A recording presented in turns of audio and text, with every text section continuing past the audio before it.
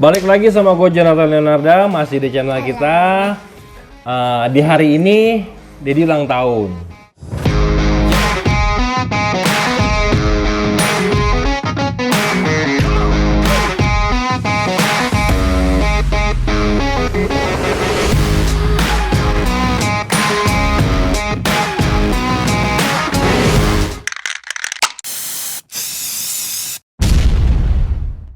Ya, jadi hari ini hari ulang tahun gua. And we have 2 birthday presents and one romantic update.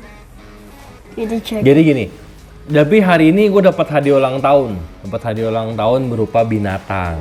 Nah, sebelum kita lihat itu, gue mau sedikit cerita. Jadi setelah hasil isoman, COVID udah selesai, udah semuanya selesai.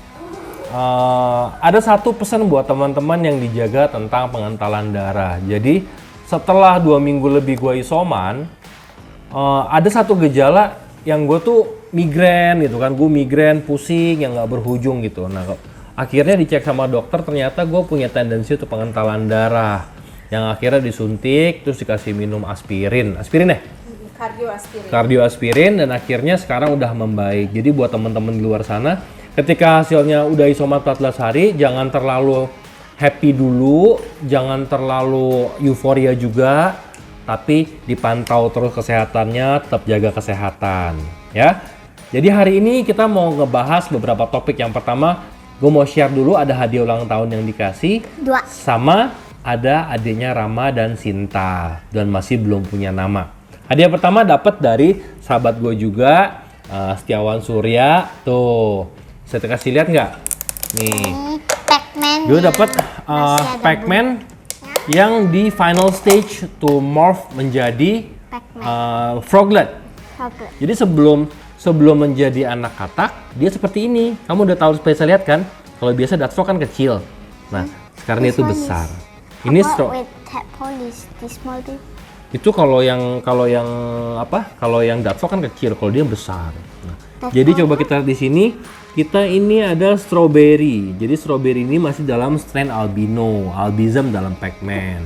Ya, nanti kita pelihara dia, semoga bisa sampai besar. Oke. Dan biasa di fase ini amfibi belum makan.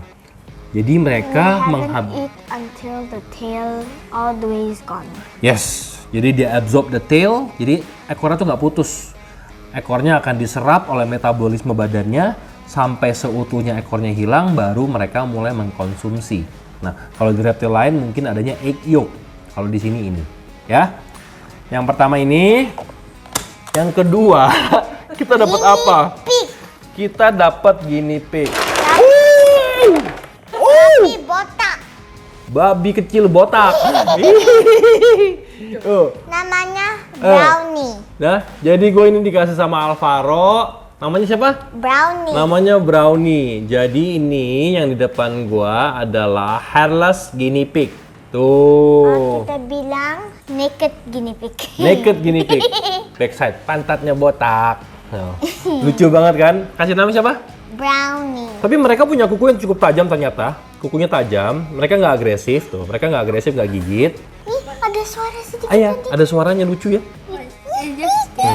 Dan perawatan mereka cukup mudah. Perawatan guinea pig ini sama kayak piara kelinci. Jadi bawahnya bisa pakai wood pellet.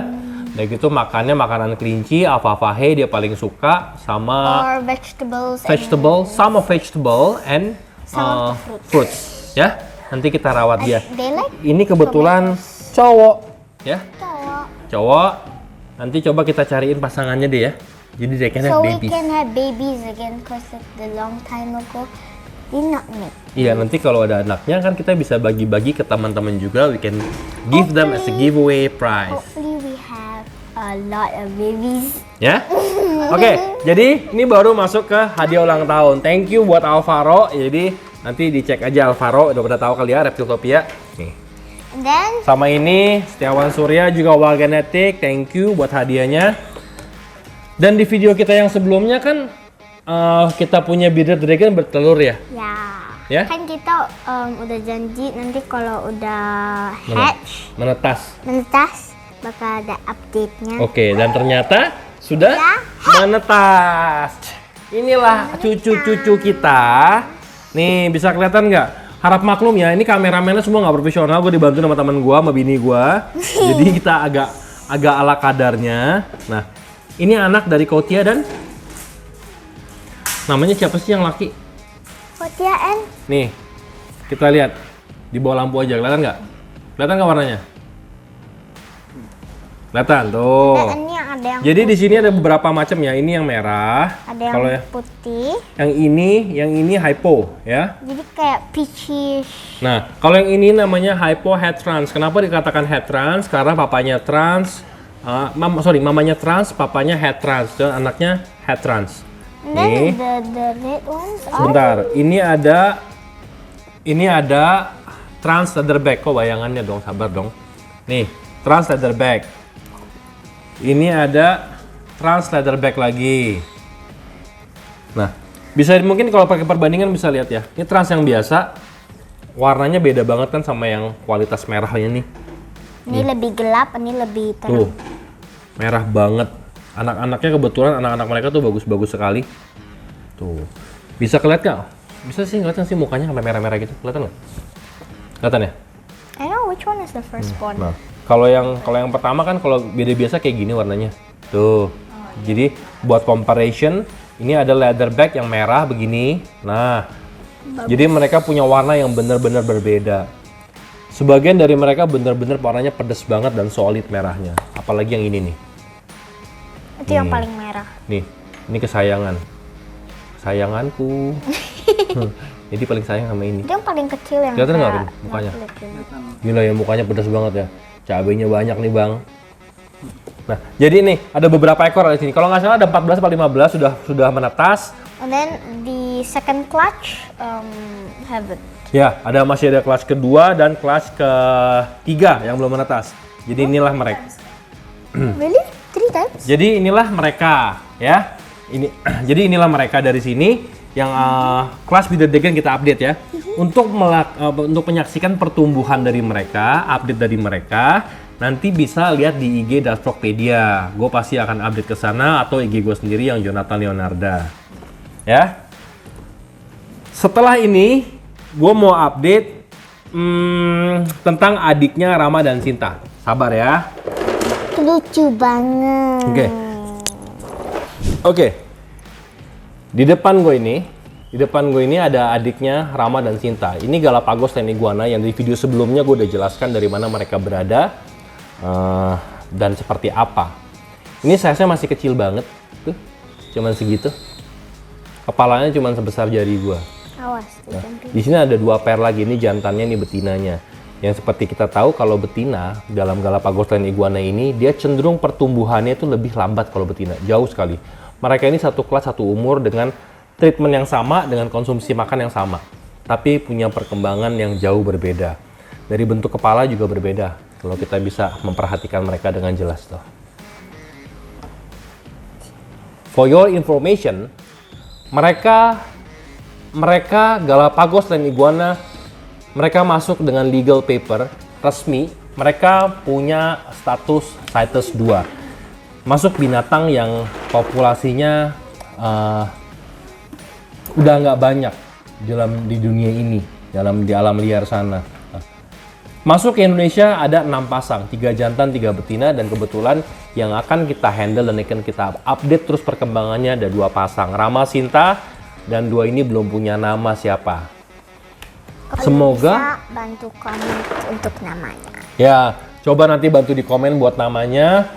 Bantu share juga video ini biar kita bisa saling mengedukasi bersama teman-teman semua. Nih. Tuh. Masih sedikit jumpy soalnya masih kecil. Dan gue mau cerita satu hal tentang mereka. Kenapa mereka punya karakter yang berbeda sekali dengan iguana-iguana biasa, ya.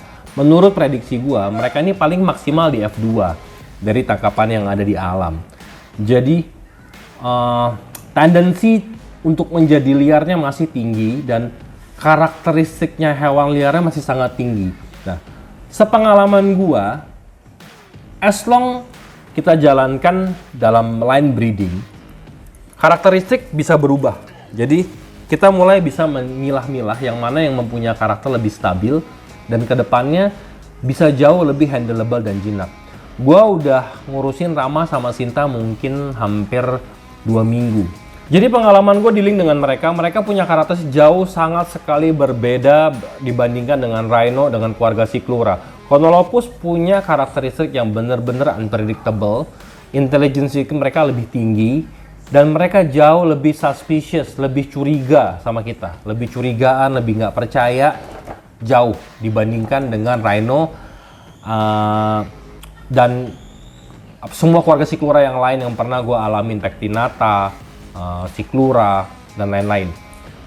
Jadi mereka ini lebih, nih kalau diambil, diangkat, ya dengan sendirinya diam di tangan. Tapi temperamen mereka bener-bener nggak stabil. Bener-bener nggak stabil. Hari ini begini, besok mereka berubah tiba-tiba jadi langsung nggak percaya sama gue. Nah, ini menjadi PR baru dan menjadi pengalaman baru lagi dalam hidup gue gimana untuk membuat jurnal pribadi gue tentang mereka. Jadi inilah sedikit update tentang hari ini. Pesan gue pokoknya tetap sehat selalu, jaga kesehatan. Selama PPKM berjalan ini tetap kita jaga sama-sama. Semoga kita tetap sehat. Dan kita subscriber udah mau 10.000. Mudah-mudahan di 10.000 kita bisa ngadain acara atau giveaway something yang bisa kita kasih. Ya? Maybe the bearded dragon. Ya, bisa kita bagi bearded dragon, bisa kita bagi Dutch frog, bisa kita bagi apapun, tapi yang pasti bukan ini sih, ya tuh. Mereka masih rusuh banget tuh. Mereka masih rusuh banget dan megang mereka handle-nya nggak boleh dikasarin karena mereka lain iguana. Elastisitas badannya tidak seperti iguana pohon. Jadi jangan sampai menciderai tulang punggungnya, ya. Oke, terima kasih buat teman-teman semua yang udah support selama ini. Gue akan coba membuat beberapa isi konten yang lain, mulai menyisipkan beberapa pengalaman juga dalam hidup gue. Nanti kita coba bikin a day in my life, bikin about my past life. Banyak ya banget yang nanyain bagaimana masa lalu gue. Nanti kita banyak bercerita lebih lanjut. Thank you buat semuanya. Jangan lupa subscribe, comment, like, and comment, and don't forget to turn on the notification so you'll be always notified if we post another video. Oke, thank you. Sampai ketemu lagi. Salam Dutch Froggers. Bye-bye.